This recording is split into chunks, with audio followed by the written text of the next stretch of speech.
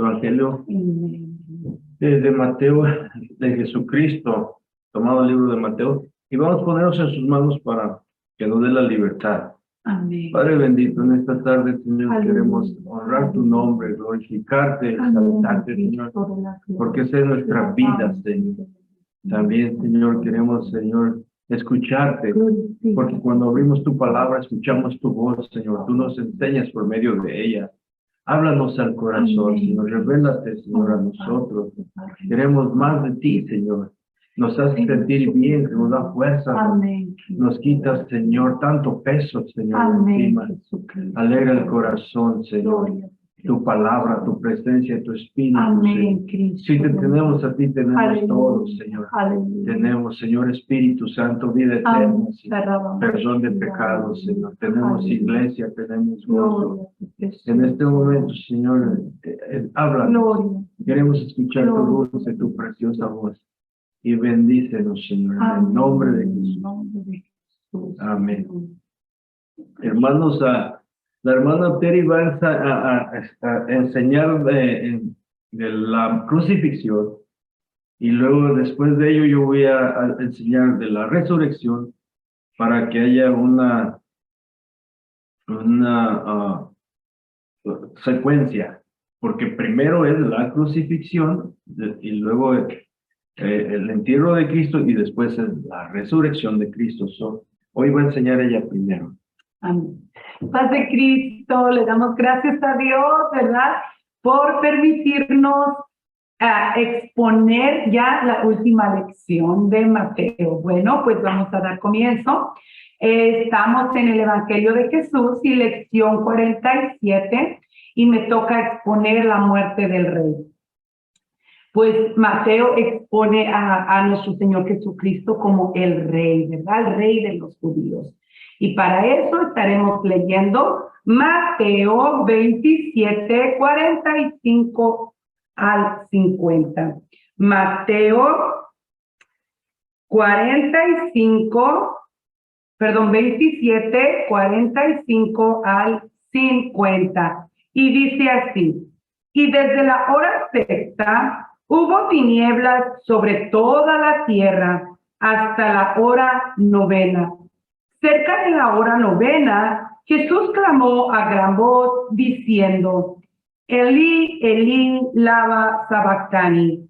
Esto es: Dios mío, ¿por qué me has desamparado?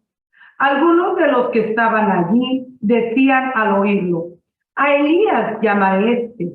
Y al instante, corriendo uno de ellos, tomó una esponja y la empapó de vinagre, y poniéndola en una caña, le dio a beber. Pero los otros decían: deja, veamos si viene Elías a librarle. Mas Jesús, habiendo otra vez clamado a gran voz, entregó el Espíritu. Gloria en nombre de nuestro Señor Jesucristo. Bueno, pues damos comienzo en el nombre de Jesús. La Biblia es un libro de redención, ¿verdad? Siempre nos está hablando de redención. En ella se nos enseña que las naciones y las personas e incluso las cosas son redimidas. Si un hombre tiene esclavos, no los deja ir sin antes haber recibido algún tipo de pago por ellos. Así creen en Israel. Y en el tiempo antiguo, así era la práctica que ellos hacían, porque todos ellos se dirigían por leyes, ¿verdad? Ellos estaban muy acostumbrados a seguir las leyes de la Torá, y una de las leyes se creía en la redención, ¿verdad? Pues ellos siempre estaban haciendo de esta manera, que si un hombre tenía esclavos, no los dejaba ir sin antes haber recibido algún tipo de pago por ellos. Y nos acordamos de la historia de José, ¿verdad? José fue un esclavo vendido, ¿verdad? Entonces, miramos como transcurre la palabra de Dios, miramos muchos casos similares, ¿verdad? De redención. Un hombre que ha comprado un pedazo de tierra a su vecino, no se la devolvía sin antes obtener algo de valor a cambio. Era muy usual hacer esto. Y también ellos compraban la heredad, compraban la tierra, ¿verdad? Y ellos tenían que venir cada 50 años, ellos tenían que regresar a esta tierra. Era costumbre usual de ellos. En las sociedades antiguas se daban casos así todos los días y eran muy comunes en Israel. Lo que significa la redención es que el pariente más cercano pagaba un precio para obtener la libertad del esclavo. Esta historia la vamos a mirar también en Ruth, ¿verdad? Cuando Boaz redime a Ruth, ¿verdad? Y él paga un precio para redimirla, para poderla redimir.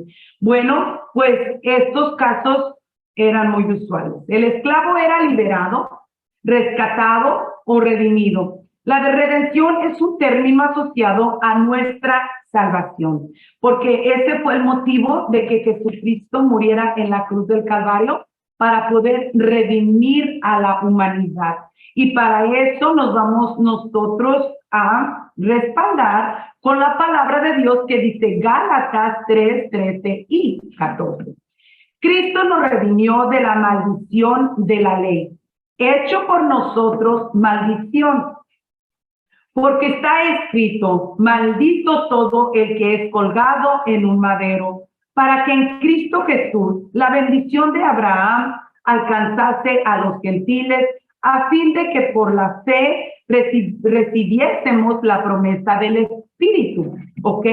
Bueno, pues por la ley miraba que nadie se iba a salvar. La ley es muy estricta. Y nuestro Señor Jesucristo miraba pues que nadie iba a ser salvo, ¿verdad? Y Él por eso vino a la humanidad y se encarnó para venir a redimir a la humanidad. En esencia, el término redención significa dos cosas. Significa rescate y pago. Él vino a rescatar a la humanidad, pero también era necesario pagar un precio, ¿verdad? Pues él iba a pagar un precio y fue un precio muy alto, porque fue su vida misma la cual iba a dar en rescate por la humanidad, primeramente por su pueblo y luego ahí entramos también los gentiles como lo alcanzamos a leer, ¿verdad?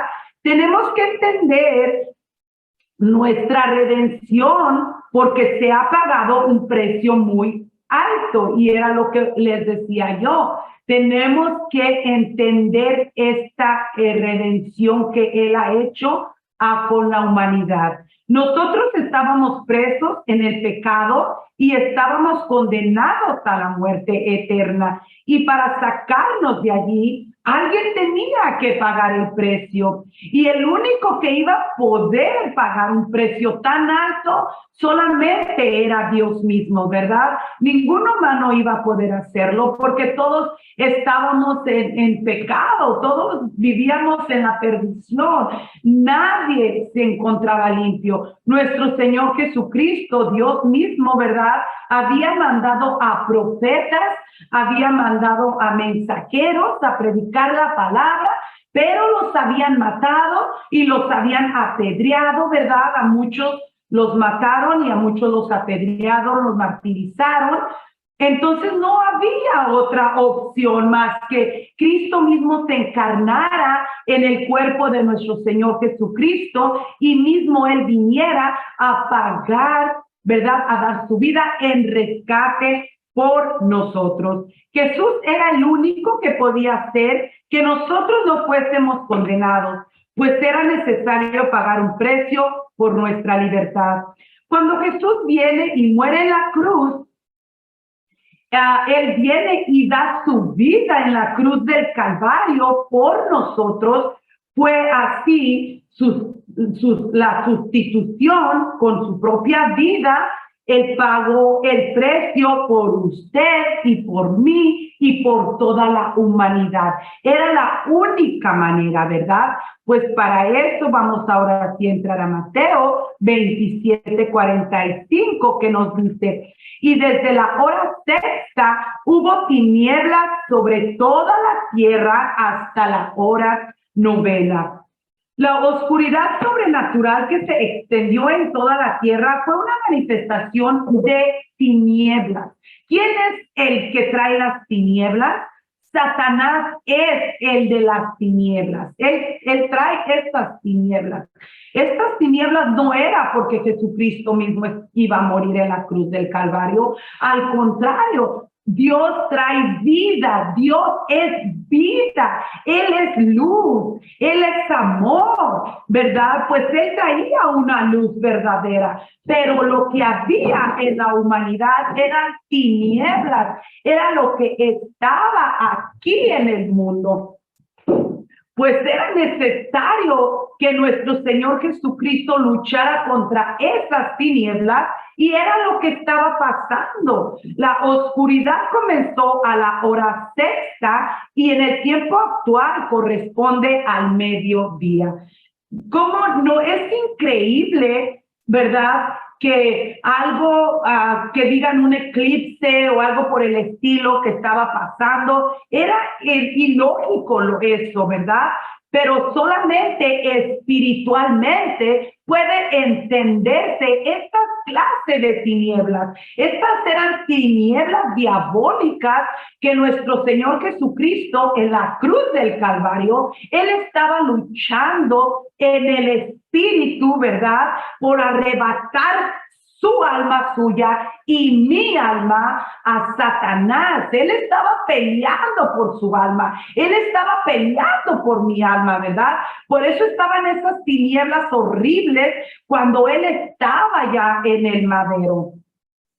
Bueno, pues era una oscuridad intensa, carente totalmente de luz. Y es lo que Satanás trae. Él trae, cuando él viene y trae guerras, destrucciones, terremotos, él viene con tinieblas a destruir, porque Cristo vino para dar vida y para darla en abundancia. Dios no quiere la muerte del pecador, al contrario, Dios quiere que vivamos una vida plena, una vida en armonía, una vida en felicidad, una vida con paz, ¿verdad? Que nos amemos los unos a los otros, así como Cristo nos ha amado.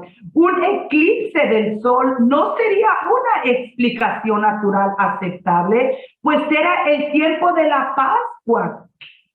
Y en el tiempo de la Pascua, ellos la celebran en la luna llena. Era el tiempo de la Pascua y en este tiempo era una luna llena. ¿Y qué es una luna llena? Una luna llena es cuando está redonda y brillante, ¿verdad? Pues era imposible que estas tinieblas vinieran del sol, que hubiera eclipse. No era espiritual, porque el reino de nuestro Señor Jesucristo era espiritual. Él traía un reino espiritual y la pelea que estaba viendo en esa cruz era una pelea espiritual y por eso estaban estas tinieblas feas. Fue un evento concreto, objetivo y a la vez simbólico de la hora solemne, cuando las fuerzas de las tinieblas espirituales reinaban aparentemente sin límites. Era lo que estaba pasando, que había puras tinieblas allí en Israel. Mateo nos dice con precisión que la oscuridad se extendió desde la hora sexta hasta la hora novena, que vienen siendo 3 horas, ¿ok? Más o menos de la mediodía a las 5 de la tarde, que viene siendo la hora sexta, es la mediodía, y la hora novena como las 5 de la tarde, ¿verdad, pastor? Más o menos. Fueron 3 horas las que él estuvo luchando contra esas tinieblas diabólicas, ¿verdad? Él estuvo luchando por su alma y por mi alma. Y era muy fuerte lo que él sentía. Jesús emitió un clamor de desolación que llega a nosotros con un impacto después de 2000 años. Todavía este impacto llega a nuestras vidas. Solo Marcos y Mateo registran esta cuarta palabra que Jesús pronunció desde la cruz.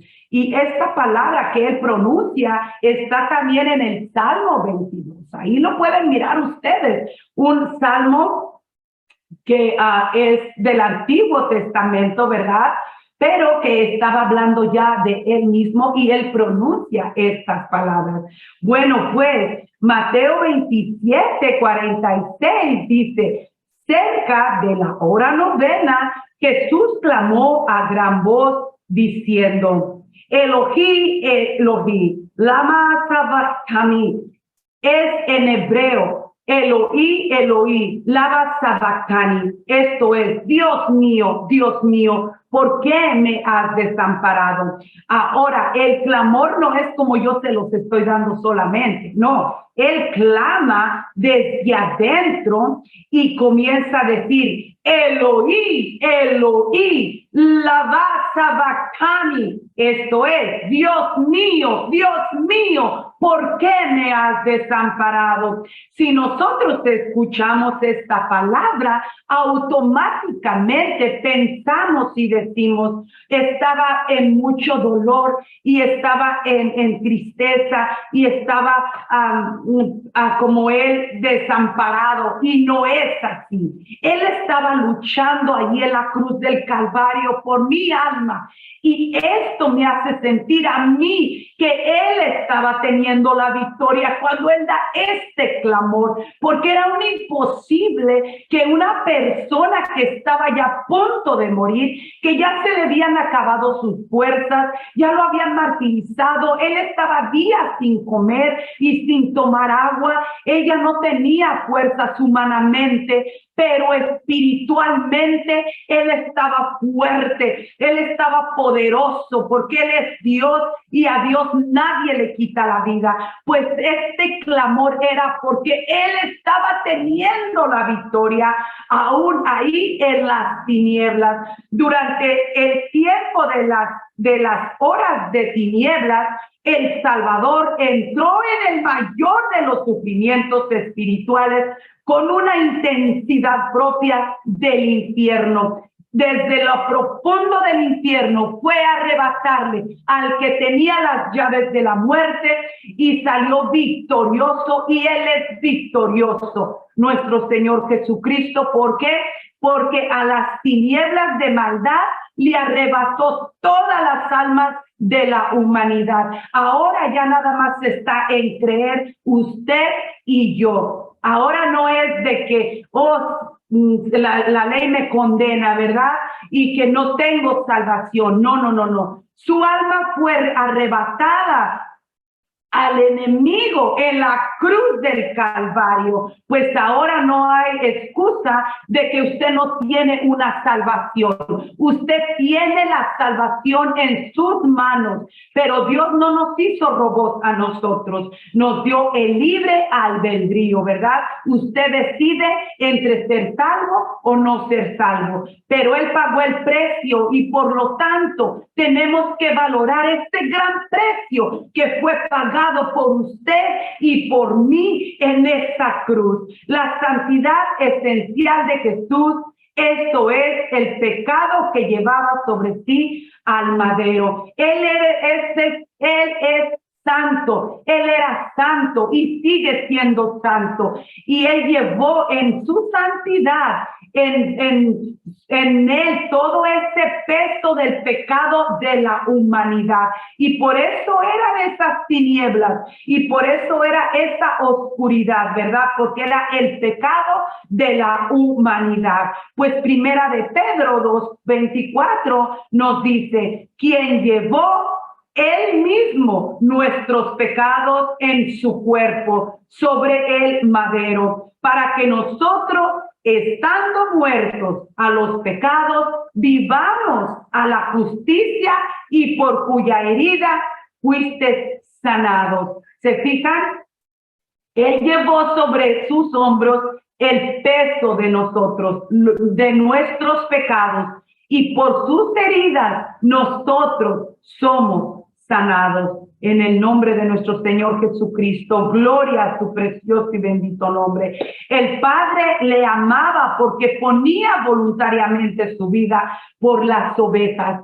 Él ponía su vida por rescate por la humanidad. Jesús fue oído orando con clamor y lágrimas, no para ser exhibido de la muerte, sino para no ser ahogado con ella como pecador, ya que en ella sustituía y representaba al pecador. Estaba representando, estaba dando su vida por rescate. Él nos estaba comprando a nosotros. Él estaba haciendo el pacto, el nuevo pacto, ¿verdad?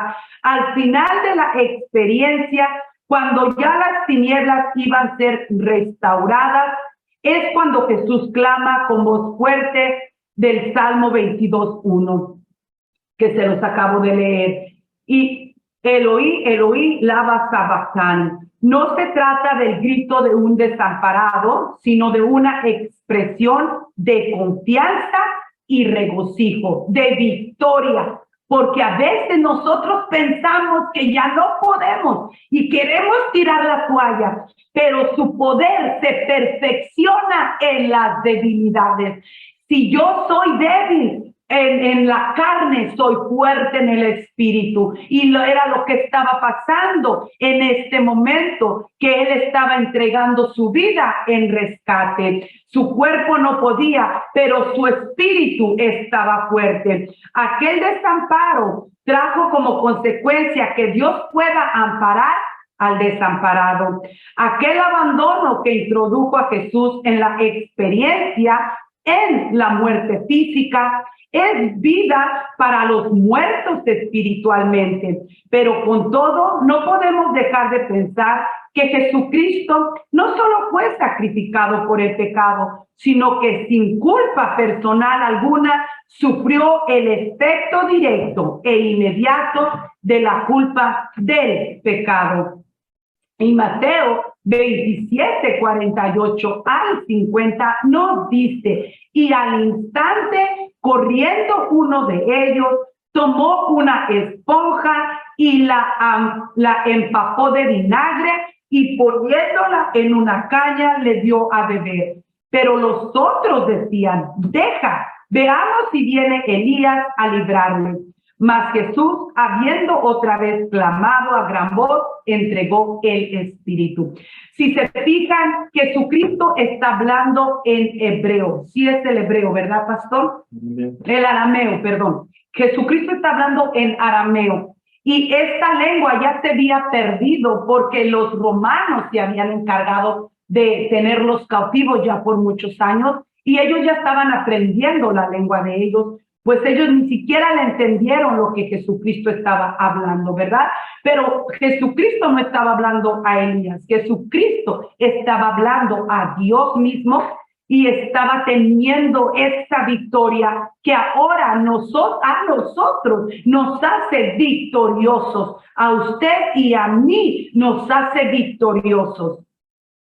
Los crucificados generalmente se consumían en medio de tremendos sufrimientos hasta que al fin morían por agotamiento. Ninguno de ellos tenía fuerzas para hablar y mucho menos como lo hizo Jesús. Lo más importante es el control que Jesús tenía sobre su propia vida física. Él tenía el control de él mismo. Jesús había afirmado continuamente en su ministerio que a él nadie le quitaba la vida.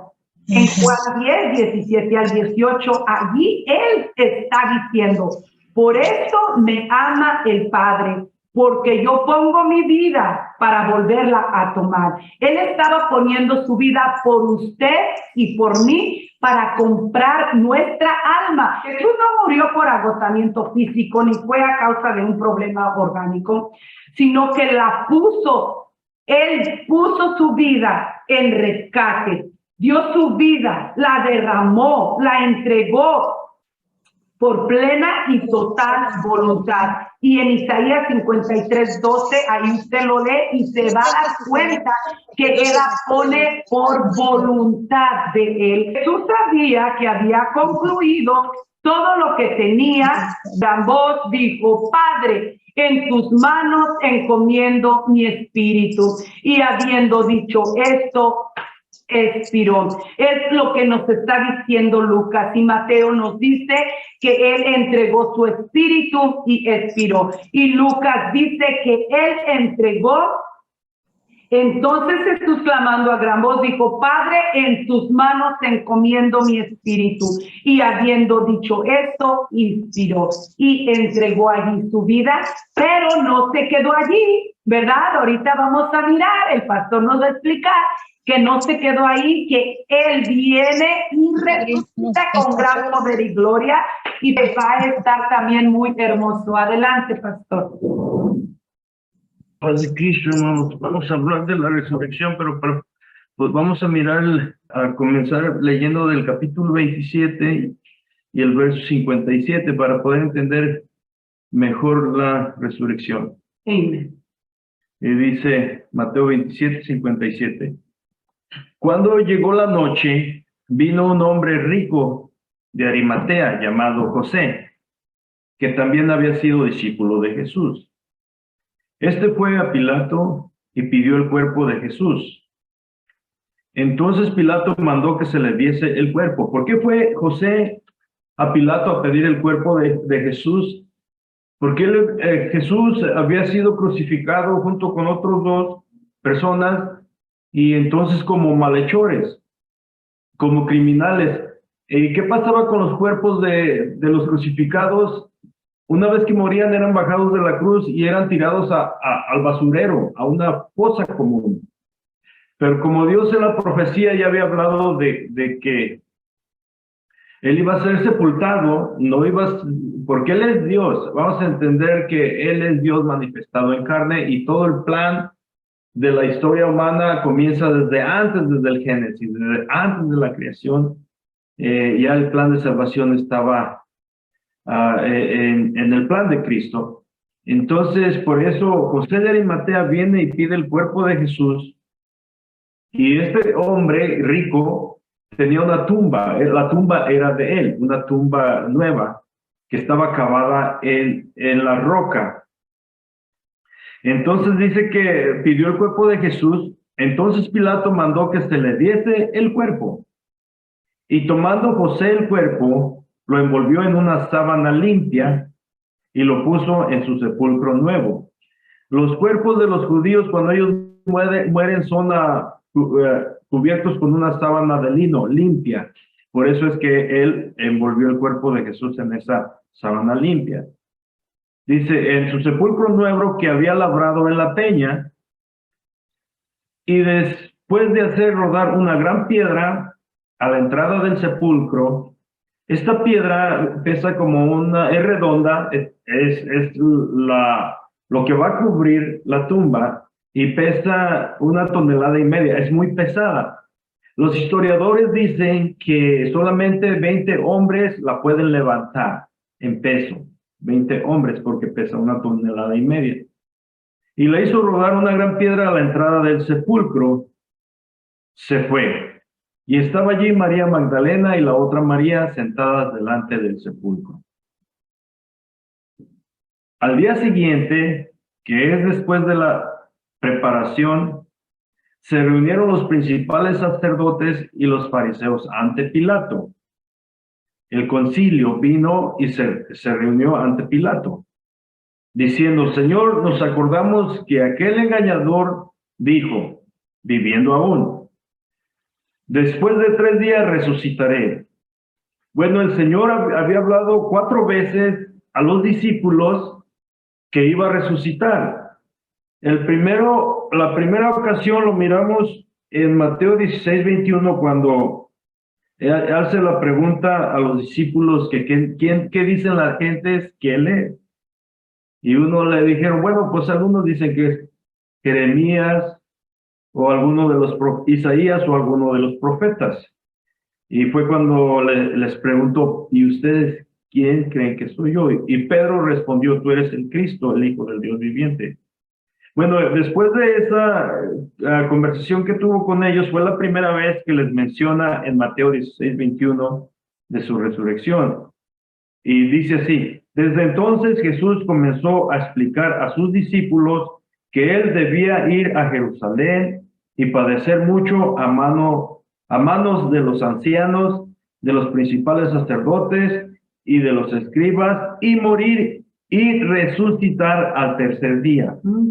La primera vez que habla de su resurrección.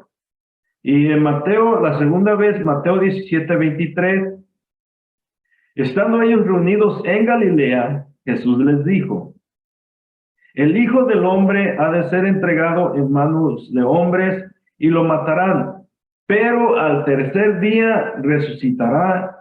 Y ellos se entristecieron en gran manera. La segunda vez que habla de su resurrección, el Señor Jesucristo. Mateo 22:31 y 32.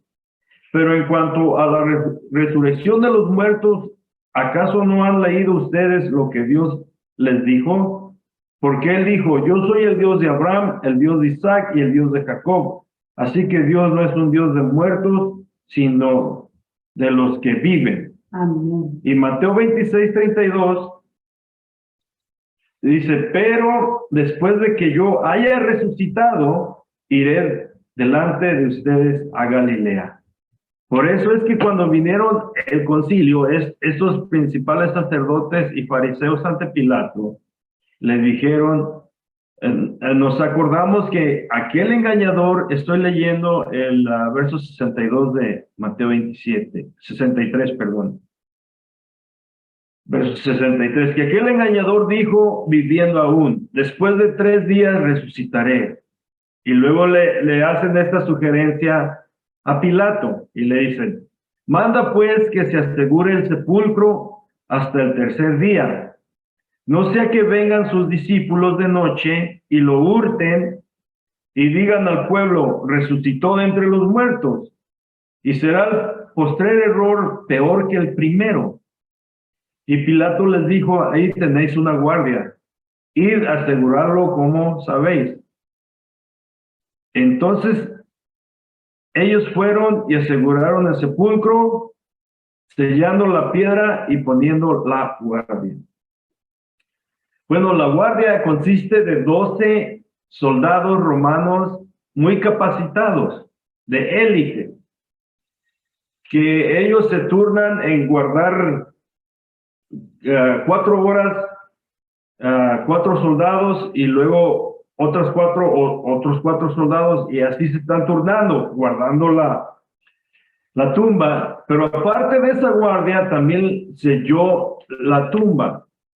Este sello estaba atado a la piedra, a esa gran piedra redonda que cubría la tumba, de manera que si alguien quería vandalizar la tumba, al remover la piedra, el sello se rompía. Y esto, cuando alguien vandalizaba una tumba o rompía un sello romano, porque el sello romano representa toda la autoridad y todo el poder del imperio romano, toda la fuerza. Y si alguien rompía este sello, se estaba poniendo en contra de toda la autoridad romana.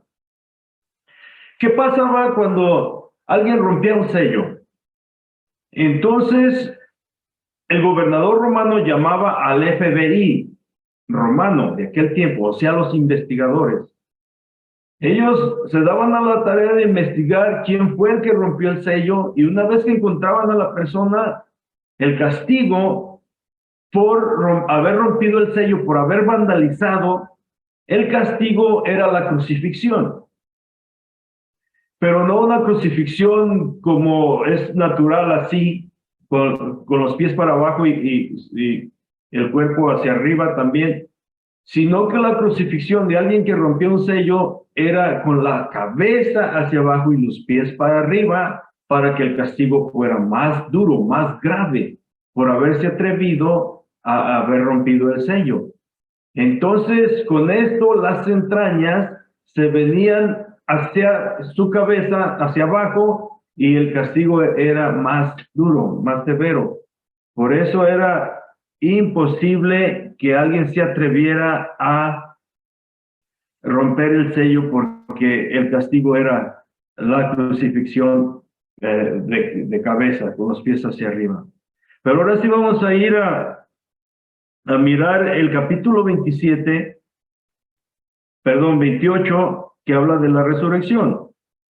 Dice, pasado el día de reposo, al amanecer del primer día de la semana, esto es el domingo, porque el domingo es el primer día de la semana, vinieron María Magdalena y la otra María a ver el sepulcro.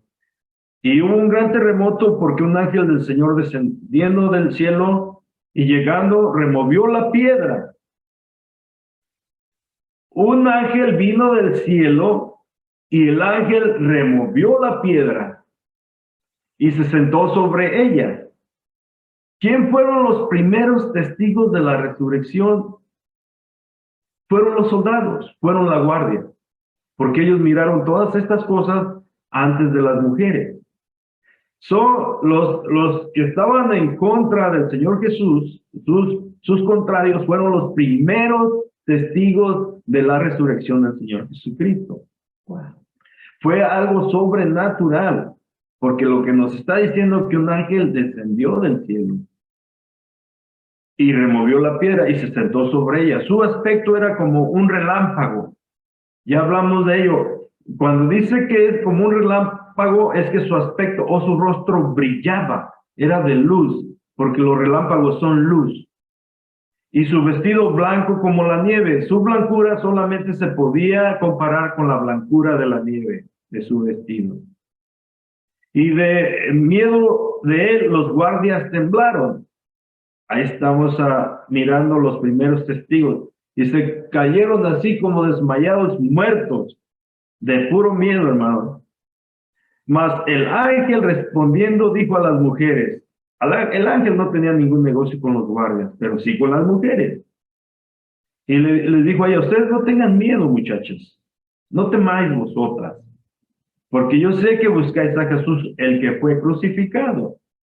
No está aquí, pues ha resucitado como dijo. Venid, y acuérdense que ya había hablado 4 veces que iba a resucitar. Y aquí el ángel lo está comprobando, porque dice, porque ha resucitado como dijo.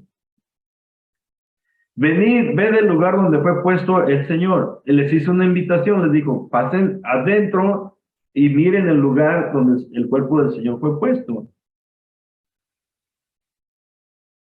E ir pronto y decid a sus discípulos que ha resucitado de los muertos, y he aquí va delante de vosotros a Galilea.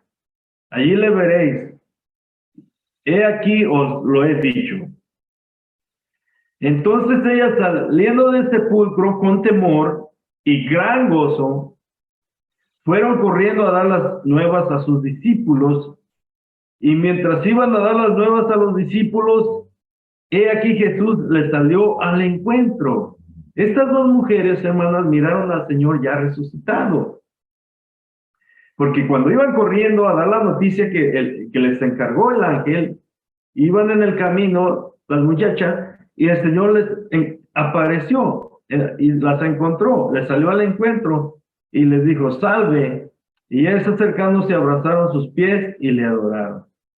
Entonces Jesús les dijo, no temáis, ir, dar las nuevas a mis hermanos, para que vayan a Galilea y allí me verán. Fíjense, primero eran sus discípulos, hermanos, y ahora ya son sus hermanos, porque Cristo es nuestro hermano mayor, porque Él se hizo como nuestro hermano. La hermana Terry platicaba del rescate.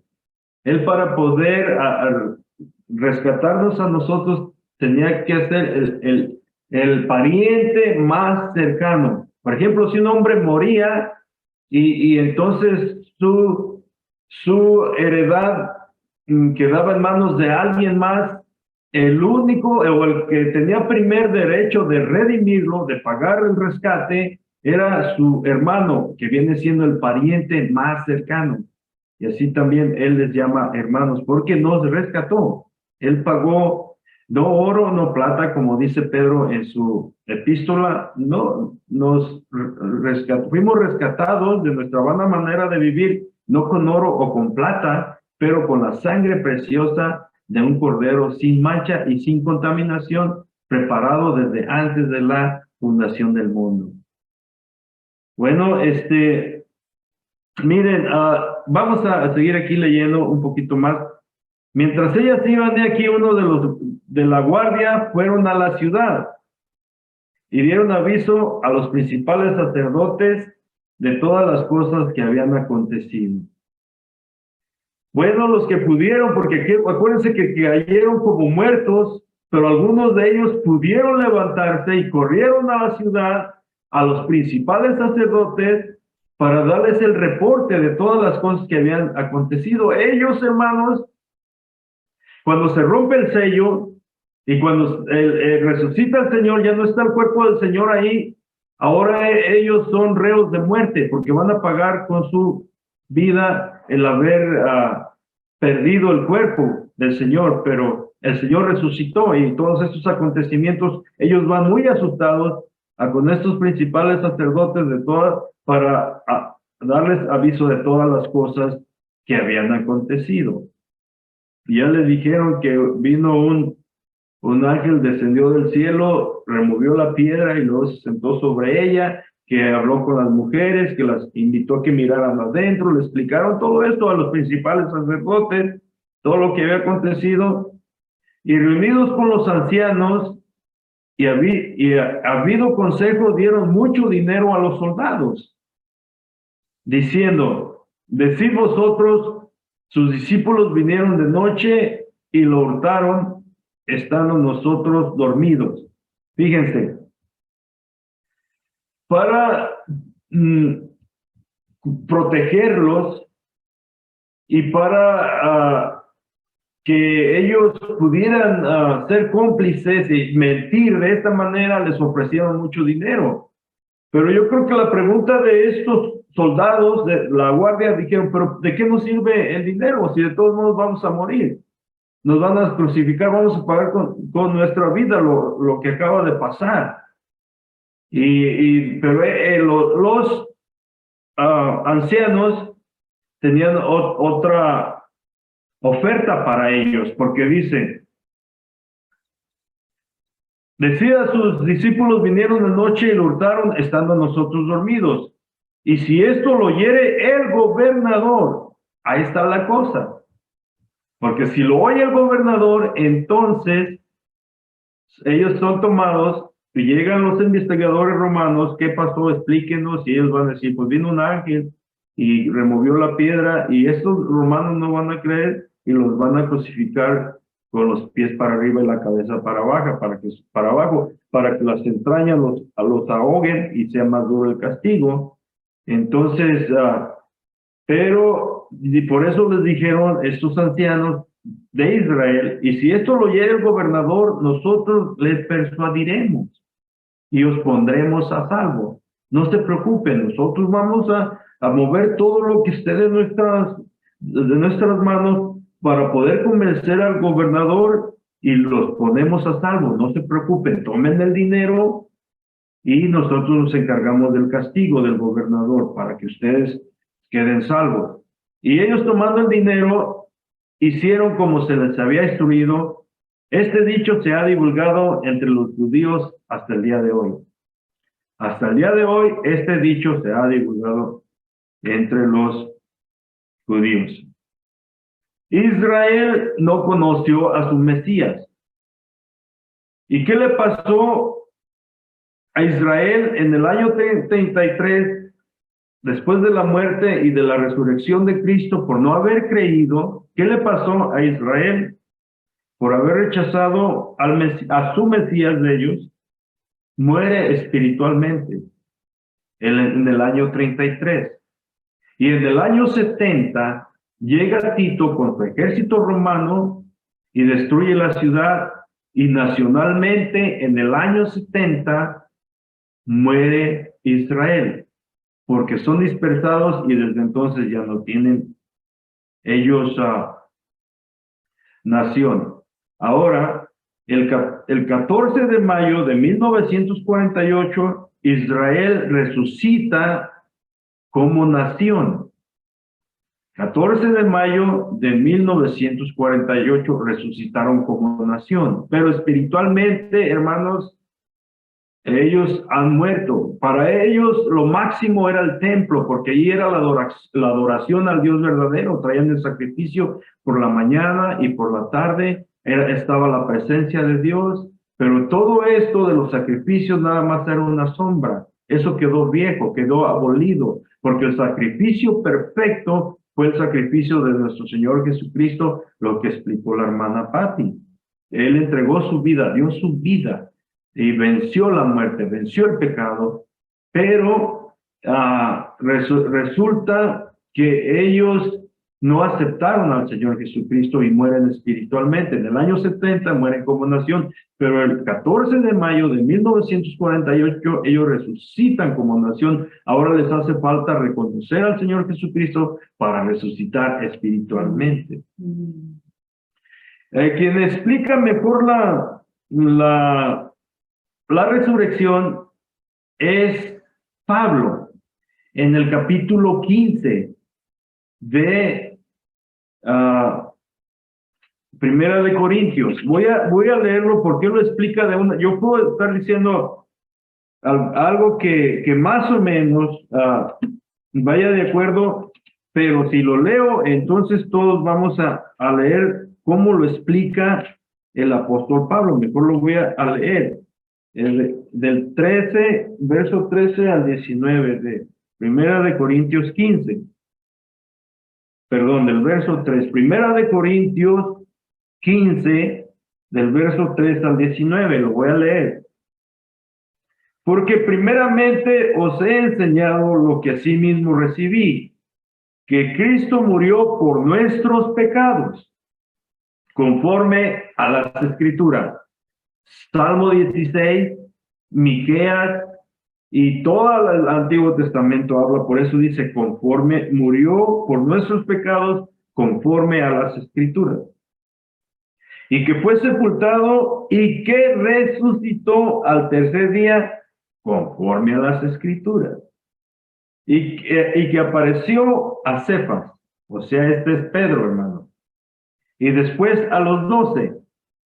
Pero acuérdense que primero apareció a las dos mujeres, pero en la cultura de los israelitas, las mujeres casi no se mencionan. Por eso está mencionando puro varón aquí, puro hombre. Dice, y después a los 12. Después apareció a más de 500 hermanos a la vez, de los cuales muchos viven aún y otros ya duermen. Ellos son testigos de la resurrección del Señor Jesucristo. Los judíos dijeron decir que los discípulos vinieron y robaron el cuerpo. Y este dicho corre entre los judíos hasta el día de hoy. Ellos no creen que el Señor Jesucristo resucitó. Sin embargo, aquí estamos mirando testigos de la resurrección del Señor Jesucristo. Y después apareció a Jacobo. Jacobo es hermano del Señor Jesucristo, que también es Santiago, es el mismo nombre. Él no creía, no, sus hermanos no creían, pero después cuando apareció a Jacobo, o sea, Santiago, después de haber resucitado, él creyó y fue un principal, un líder de la iglesia primitiva en Jerusalén. Después a todos los apóstoles y al último de todos, como a un abortivo, me apareció a mí. Fíjense. Porque yo soy el más pequeño de los apóstoles, que no estoy digno de ser llamado apóstol, porque perseguía la iglesia de Dios. Pero por la gracia de Dios soy lo que soy, y su gracia no ha sido en vano para conmigo. Antes he trabajado más que todos ellos, pero no yo, sino la gracia de Dios conmigo. Este hombre, hermanos, Pablo, era un fariseo, y como dice aquí, perseguía la iglesia, porque él tampoco creía al Señor Jesucristo. Y porque ellos estaban muy arraigados en las tradiciones y no podían entender que el sacrificio de Cristo terminaba una economía o una dispensación, pero comenzaba una nueva, donde ya no se necesita sacrificio, porque ahora el sacrificio perfecto de Jesús, que todos los demás sacrificios eran nada más una figura, un tipo del sacrificio de nuestro Señor Jesucristo. Entonces, pero el Señor se le apareció, el Cristo resucitado, y entonces Él dio un giro de 180 grados, hermanos. Iba para allá, rumbo a una destrucción, porque el pecado es una destrucción, autodestrucción, pero dio un giro y ahora va caminando dirección a Cristo. Por eso dice que si no haya sido de esta manera, Él no haya trabajado más que los demás apóstoles, pero dice, no yo, sino la gracia de Dios en mí. Porque o sea yo, o sean ellos, así predicamos y así habéis creído. Pero si se predica de Cristo que resucitó de los muertos, aquí está la pregunta. ¿Cómo dicen algunos entre vosotros que no hay resurrección de muertos? Porque los corintios decían que no había resurrección de muertos entre ellos. Dice, porque si no hay resurrección de muertos, tampoco Cristo resucitó. Y si Cristo no resucitó, vana es entonces nuestra predicación, vana es también nuestra fe. Sin la resurrección de Cristo, hermanos, todo es vano, todo. No hay perdón de pecados, no hay salvación. Como dice Pablo, no hay tampoco predicación, es vana la predicación y es vana la fe también, es vana la vida eterna. La vida sería como cualquier, o la Biblia, hermanos, sin la resurrección sería como cualquier otro libro. La resurrección es la columna vertebral de la fe cristiana. ¿Qué es lo que sostiene nuestro cuerpo? ¿Por qué nosotros caminamos? ¿Por qué nos podemos mover y todo? Porque la columna vertebral es la que nos sostiene. La resurrección sostiene el cristianismo. Si no hay resurrección, entonces todo el cristianismo se derrumba, se cae. Pero aquí el apóstol Pablo nos está diciendo,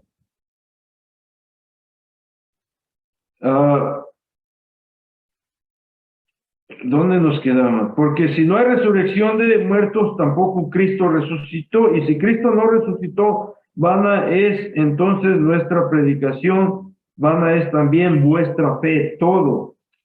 Dice, y somos hallados falsos testigos de Dios, porque hemos testificado de Dios que Él resucitó a Cristo, al cual no resucitó.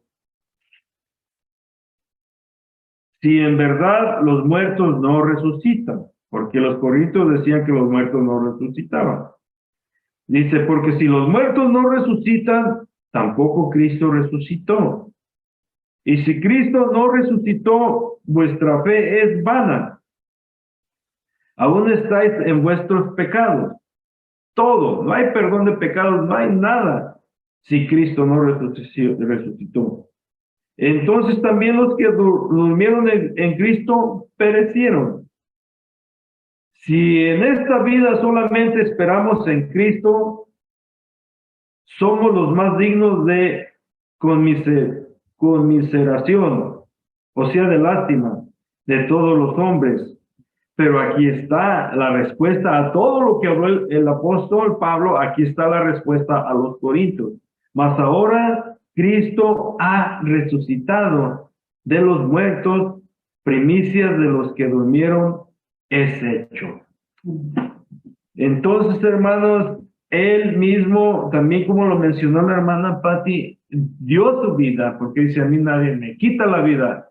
Yo la presto y la vuelvo a tomar, porque era necesario que se cumpliese toda la escritura, que iba a ser sepultado y luego iba a resucitar.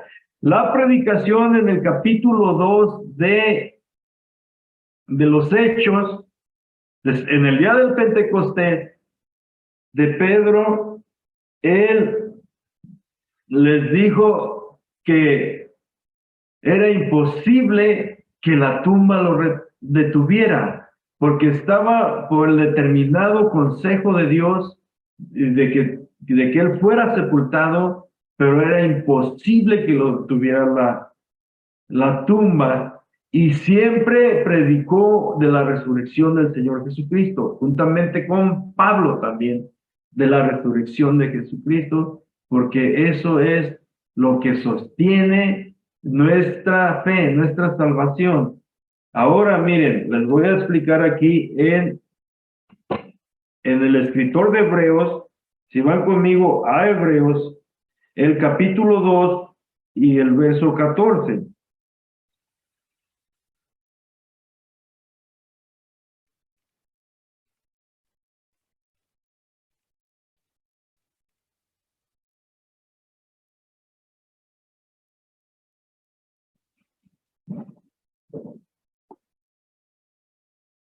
Hebreos 2:14 dice, así que por cuanto los hijos, ahora nosotros, participaron de carne y de sangre, él también participó de lo mismo, o sea, de carne y de sangre, como dice 1 Timoteo 3:16.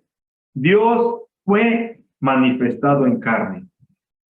Él también participó de lo mismo, o sea, de carne y de sangre. ¿Cuál fue el propósito de hacerse hombre? Bueno, aquí nos dice en el resto del párrafo, para destruir por medio de la muerte al que tenía el imperio de la muerte. Esto es al diablo. Le quitó el poder de la muerte al que tenía ese poder, ese imperio, al diablo. Venció.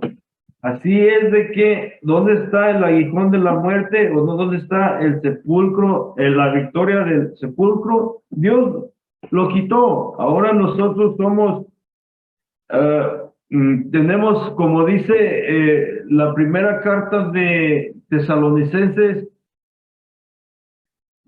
como los otros que no tienen esperanza, para que no se pongan tristes como los otros que no tienen esperanza, porque los que nos vivimos en Cristo, los que morimos en Cristo, vamos a resucitar, pero los que estemos viviendo cuando Cristo venga a la nube por la iglesia, vamos a ser levantados juntamente con Él para encontrarnos con el Señor en la nube. ¿Por qué es todo esto? Por la resurrección del Señor Jesucristo. Somos más que vencedores. La victoria del Señor Jesucristo es nuestra victoria. Su resurrección es nuestra resurrección. Todo lo que el Señor logró, nosotros lo tenemos como herencia. La vida eterna, el perdón de pecado, la vida nueva, el Espíritu Santo, la iglesia, los hermanos, la familia, todo el gozo, todo, hermano, por la resurrección del Señor Jesucristo. Aleluya. Dios les bendiga, hermano. Vamos a orar para hacer despedida. Le damos muchas gracias, Señor, por tu palabra, por todo este tiempo que estuvimos aprendiendo, Señor, de tu evangelio, de la historia, Señor. Tú dividiste, Señor, con tu muerte, con tu resurrección, Señor, la historia humana. Hubo un antes, un después, Señor. Ahora vivimos, Señor, contigo en la era cristiana, ya 2022 años, Señor, de victoria, Señor, de almas, de matrimonios, de todo. Santa bendición, tantas vidas tocadas, Señor, porque hay poder en tu resurrección, hay poder en el nombre de Jesús, hay poder en la sangre que fue derramada, Señor, hay Espíritu Santo, hay perdón de pecados, hay vida nueva, Señor. Gracias, gracias por tus misericordias. Ayúdanos a servirte mejor, enséñanos, Señor, a caminar mejor, a agradarte cada día más, Señor. Enséñanos a permanecer unidos, Señor. Enséñanos, Señor, a gozarnos, Señor, a compartir el evangelio, a amar a nuestro prójimo, a nuestro enemigo, Señor, a hacer misericordia, justicia en esta vida, a ser rectos, Señor, a buscar una vida santa, Señor, así como tú eres santo, Señor.